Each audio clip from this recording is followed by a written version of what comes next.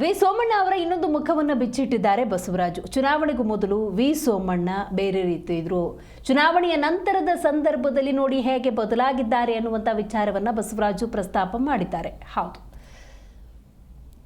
V Somanna ಇನ್ನೊಂದು ಮುಖವನ್ನು ಬಿಚ್ಚಿಟ್ಟಿದ್ದಾರೆ ಬಸವರಾಜು. ಚುನಾವಣೆಗೂ ಮೊದಲು ವಿ ಸೋಮಣ್ಣ ಮುಖ ಚೆನ್ನಾಗಿತ್ತು, ಅವರ ಇನ್ನೊಂದು ಮುಖ ನೋಡಿ ಮನಸ್ಸು ಒಡೆದು ಹೋಗಿದೆ. ಇದು ಬಸವರಾಜು ಅವರು ಕೊಟ್ಟಿರುವಂತಹ ಹೇಳಿಕೆ.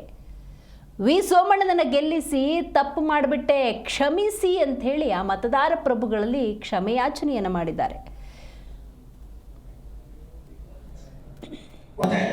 ಜೊತೆಗೆ ನಮಗೆ ಕಾಯಿಲೆ ಜಾಸ್ತಿ, ಎಲೆಕ್ಷನ್ ಟೈಮ್ನಲ್ಲಿ ನಿಲ್ಲಿಸ್ಬಿಡೋದು ₹1 ಕೊಡೋಕ್ಕೆ, ದೇವೇಗೌಡರ ಮೇಲೆ ನಿಲ್ಲಿಸ್ಬಿಟ್ಟು ನನಗೆ ₹1 ಕೊಡೋದು, ಇವರೆಲ್ಲ ಒಳಗಿದ್ಬಿಟ್ರು. ವರ್ಷನ ಸೋಮಣ್ಣ ನಮಗೆ ಅಂಡರ್ಸ್ಟ್ಯಾಂಡ್ ಮಾಡಿದ್ರು. ಆ ಪ್ರಶ್ನೆ ಬೇರೆ ನನಗೆ ಎಷ್ಟಾಯ್ತು ಮಾತ್ರ ಸ್ವಾಮಿ ₹150 ಕೋಟಿ ಖರ್ಚು ಮಾಡ್ರು.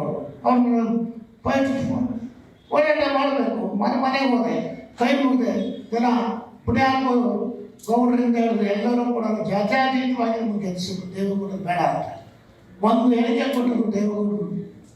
ತುಮಕೂರು ಜಿಲ್ಲೆಗೆ ರಕ್ತ ಕೊಟ್ಟರೆ ನೀನು ಕೊಡಲ್ಲ ಅಂತ ಅದೊಂದೇ ಇತ್ತು, ತಗೊಂಡು ತೋರಿಸ್ಕೊ. ಅವರೆಲ್ಲ ಒಂದಾಗ್ಬಿಟ್ರು, ರೇ ಬರಲಿ ನೋಡಲ್ಲ, ಅದು ಗೌಡ ಕೊಡ್ತಾರೆ ಅಂತ. ಅದಕ್ಕೋಸ್ಕರ ಚುನಾವಣೆ ಯಾವ ಟೈಮ್ನಲ್ಲಿ ಏನೇನಾಗ್ತದೆ ಗೊತ್ತಾಗುತ್ತೆ. ಆ ಪ್ರಶ್ನೆ ಬೇರೆ. ಆದರೆ ಇವತ್ತು ನಾವು ಸಾಮಾಜಿಕವಾಗಿ ನಾವು ಹುಟ್ಟಿದ ಮೇಲೆ ನಮ್ಮ ದೇಶಾಭಿಮಾನಿಗಳಿರಬೇಕು. ದೇಶ ಮೊದಲು, ಆದರೆ ನಮ್ಮ ಸಮಾಜದ ಕೂಡ ಯೋಚನೆ ಮಾಡಬೇಕು.